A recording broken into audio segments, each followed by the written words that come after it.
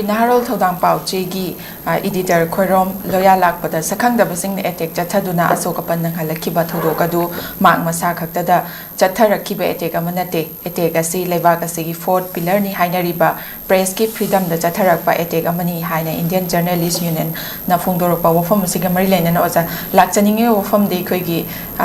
etek Torakpa, Freedom of Press, the etek Torakpani, Habo Wafam Dunozagi, Wafam the Dikari Tambini. Yam chumi khoigi democracy satpa adu malaiba amadadi media se fourth pillar ni aduna fourth pillar oiriba mari suba makhong se makhong ama yaudabada lepa yaroi doini aduna makhong mari sida khoi leiba executive judiciary aduga legislature loinana khoigi journalist haise journalism je adu media se yaudana khoi si information si leiroi doini aduda personally Monda kari kari nungai taba magi media ka mari leinaba thabakta pau cheda kari kari mana phong ba yaure haibadu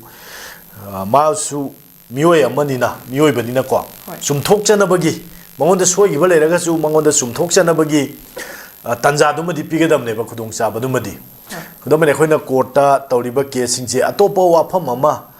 mioi amagi opponent nugi wafam je tagadabani sibu khoina opportunity to being heard aina ado masi tahan nabagi khudong chab se mama ju simdok chanaba natraga chumthok chanaba natraga mongonda lana allegation tawraga mongonda attack tawribra haibigi question du lei maramdi mana sisi tawrame yadaba thabak tawre nang si tawganu haiba wafam du tawdabida magi mana thaba halakpa numidangi athengba pung 10 muk tarakpa dwai duda tungda inaraga khogi nongmai raw nani humga kapaga ma